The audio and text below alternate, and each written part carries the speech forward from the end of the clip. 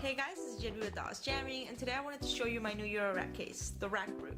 So you guys know I have Betsy and Bonnie, which are my other two cases, but I really wanted something that I could take for on the go, that I wouldn't worry about scratching or having a really big case around with me. Just a small modular system that could add on to other instruments and still show that modular experience in my performances. So I went with the 3U because I didn't really want another big case. Like I said, I wanted something small. They actually announced these pre-NAMM with the Mini Brute 2 and 2S, and the Rackbrute has this linking system where you can put your synth at the bottom and have the rack on top, or you can even get two Rackbrutes, maybe a 3U and a 6U, or maybe just even two 3Us and just carry them like that and you're ready to go. One thing I really like about the Rackbrute is that at the bottom it has these rubber strips, so wherever you sit it's going to be secure. Like I had it on here and I'm like, oh, that's going to wobble. No, that's pretty tight on there. And the back bar really helps to hold it against the wall, which is really nice. It's super lightweight, it fits 84 HP of modules in it. So let me walk you guys through my on-the-go system.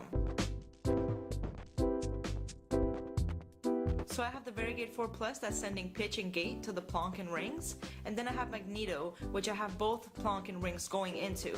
For example, I would have rings going into the left end and plonk into the right, and then I would bring each individual out into my little IntelliGel interface. I also have a MIDI to CV converter in here and a distortion unit called the Great Destroyer by Dwarfcraft. So my plan is when I get my TR-88S, I'm going to run the trigger out into the clock in of the Variegate 4, and then I'll have drums and two voices to play with modular. The case itself is super attractive. It has wood sides and it's built out of metal, and it doesn't feel cheap or anything like that. It's thin, which is very nice for on the go. And even if you don't have a second Rackbrute, you can still carry it like that with the handlebar.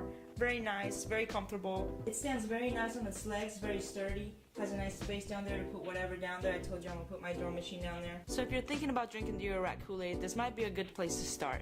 It's cheap, it's small, and once you fill it, you don't have that pressure of, oh, I gotta fill this case, I gotta fill this giant 12U case. And that's the thing with going modular. Sometimes you feel that if you go modular, you're just gonna be broke and you're always gonna spend money on modules. But if you put a limit to yourself and get a small case from the get-go, and you don't expand unless you can afford to, there's no reason not to try modular if you can spend the same amount of money that you would spend on a regular synthesizer. That's it for today, guys. If you enjoyed this video, don't forget to give it a thumbs up, subscribe, and support a sister on Patreon for more tutorials and reviews. I'll leave you with this jam.